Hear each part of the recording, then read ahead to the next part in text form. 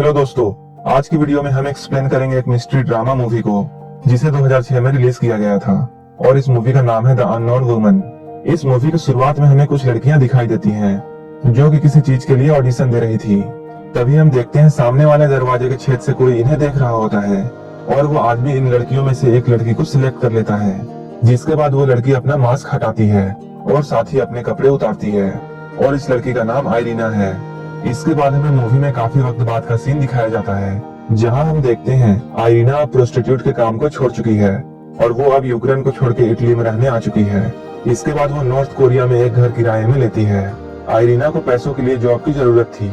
इसके बाद वो अपने सामने वाले एलिगेंट अपार्टमेंट बिल्डिंग में जॉब करने लगती है और इस बिल्डिंग में काफी अमीर आदमी रहा करते थे।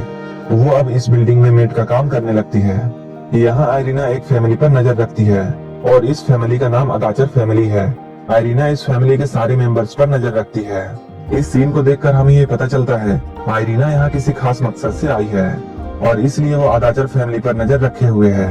इसके बाद आइरीना को ये पता चलता है कि अदाचर फैमिली ने जीना नाम की एक लेडी को अपनी बेटी टिया के देखभाल के लिए रखा है। इसके बाद आइरीना जीना से दोस्ती कर लेती है और उनसे अदाचर फैमिली के बारे में पूछती है और वो उस फैमिली के बारे में काफी कुछ पूछती है। मिस्टर अदाचर अपनी वाइफ वैलेरिया के साथ नहीं रहते हैं, ये भी वो उस लेडी से जान लेती है। एक दिन आइरीना जीना को मूवी देखने के लिए ले जाती है। उसी वक्त वो चुपके से जीना के बैग से अदाचर फैमिली की चाबी निकाल लेती है और वो उस चाबी की डुप्लीकेट बनवा लेती है। और एक रात जब उनके घर में कोई नहीं होता है तब वो चोरी छुपे उस घर में घुसती है और कुछ ढूंढने लगती है, लेकिन काफी ढूंढने के बाद भी उसे कुछ नहीं मिलता है। इसके बाद वो इस घर से जाने लगती है, लेकिन तभी वो देखती है उस बिल्डिंग का मैनेजर भी उस घर में चोरी छुपे घुस आया है, जो अदाचर फैमिली के घर से गोल्ड डस्ट कनेक्ट करता था क्योंकि वलेरिया ज्वेलरी बनाने का काम करती थी। इसके अगले दिन हम आइरीना को देखते हैं जो कि बिल्डिंग के मैनेजर से बात कर रही होती है।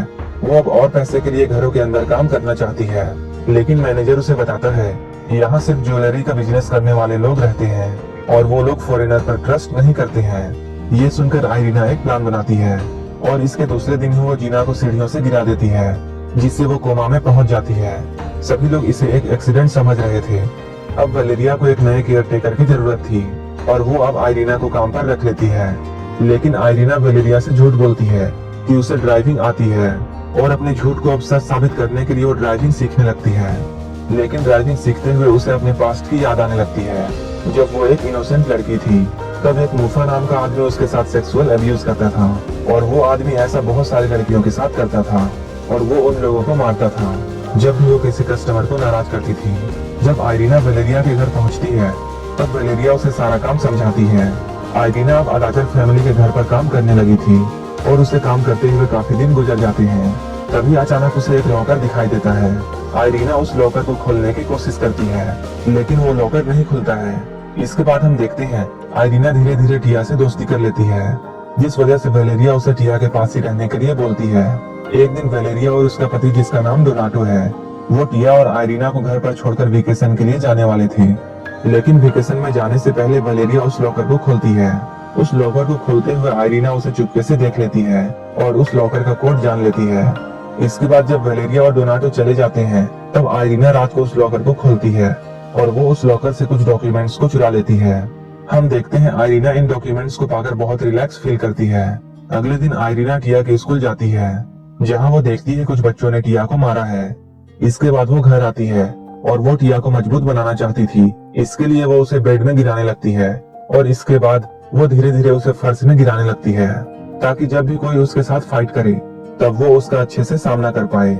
इसके बाद वलेरिया अपने वेकेशन से वापस आती है और वो एक रात को आइरीना को अपने घर जाकर सोने के लिए कहती है, लेकिन जब वो घर जा रही होती है तब रास्ते में उसे दो लोग बुरी तरीके से पीटते हैं। आइरीना की बहुत बुरी हालत हो जाती है। तब वो बिल्डिंग के मैनेजर के पास जाती है। मैनेजर उसका ट्रीटमेंट करता है और उसका हेल्प करता है।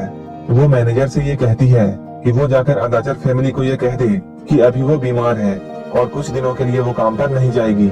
इसके बाद मैनेजर आइरीना के पास आता है। मैनेजर आइरीना को बताता है कुछ लोग उसके बारे में पूछ रहे थे। जब वो अपने घर जाती है तब वो देखती है उसका घर पूरा बिखरा हुआ है क्योंकि किसी ने उस घर की तलाशी ली थी। इसके बाद आइरीना सीधे वहाँ से जीना के पास जाती है जो कि अभी भी कोमा में थी। इसके बाद वो जीना को अपनी सच्चाई बताती है और उसके साथ पास्ट में क्या हुआ है। उसने अपने साथ गलत करने वाले मुफा को मार दिया था और कुछ पैसे लेकर यहाँ आ गई थी। इसके कुछ दिनों बाद वलेरिया आयरीना को देख लेती है और वो उसे फिर से काम में आने के लिए कहती है, लेकिन इस बार वो उससे घर की चाबियां ले लेती है। एक दिन वलेरिया देखती है कुछ लोगों ने उनके गाड़ी के ग्लास को तोड़ दिया है। ये देखकर वलेरिया समझ जाती है कि ये सब आयरीना की वजह से हुआ है। कोई आयरीना से बदला लेना चाहता है और इस वजह से अगर टिया भी उसके साथ रहती है तब वो उसके साथ सेफ नहीं रहेगी। इसलिए वलेरिया आयरीना को जॉब से निकाल देती है। लेकिन अब वलेरिया उस पर नजर रखती है कि आयरीना क्या करती है और वो कहाँ जाती है। अब वलेरिया को ये पता चल चुका था आयरीना कहाँ रहती है। जब एक दिन आयरीना अपने घर जाती है तब वो वहाँ मूफा को देखती है। वो आयरीना के हमले से बच गया था और वो अब आयरीना को ढूंढ चुका था। मूफा आयरीना को उसके पैसे लौटाने के लिए बोलता है। इसके कुछ देर बाद वलेरिया वहाँ आती है और वो यहाँ पर अपनी बेटी टिया की फोटोज देखती है। तब उसे आयरीना पर शक होता है। वलेरिया उसे इस जगह को छोड़कर जाने के लिए बोलती है। हम देखते हैं वलेरिया वहाँ से चली जाती है। इसके बाद मूफा भी वहाँ से चला जाता है। इसके कुछ दिनों बाद आयरीना को ये पता चलता है कि वलेरिया की कार एक्सीडेंट में मौत हो गई है। ये जानकर उसे बहुत बुरा लगता है। वलेरिया के मरने के बाद उसका पति डोनाटो टिया को लेकर एक दूसरी जगह शिफ्ट हो जाता है, जहाँ वो फिर से आयरीना को टिया की देखभाल के लिए रख लेता है। इसके कुछ दिनों बाद हम देखते हैं पुलिस आयरीना को बुलाती है और उसे बताती है वलेरिया की गाड़ी के ब्रेक्स फेल किए गए थे और गाड़ी में उन्हें एविडेंस के रूप में आयरीना की कुछ चीजें मिली हैं। जब आयरीना ये बात सुनती है तब वो सोचती है अब उसके पास बचने का कोई भी रास्ता नहीं है। इसके बाद वो पुलिस को वलेरिया के फार्म हाउस में लेकर जाती है, जहाँ उसने मूफा को मारकर दफना दिया था।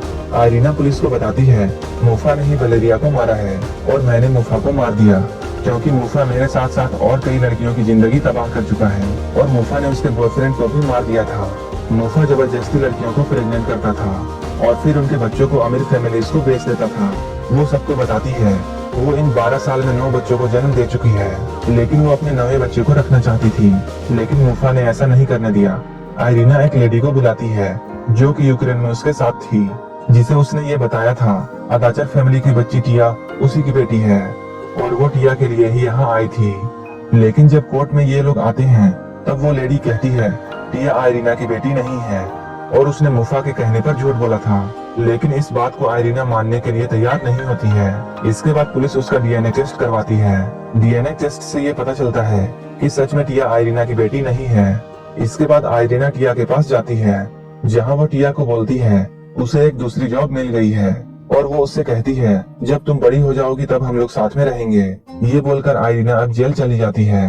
कुछ सालों बाद आयरीना जेल से बाहर आती है और वो एक जगह बैठी होती है।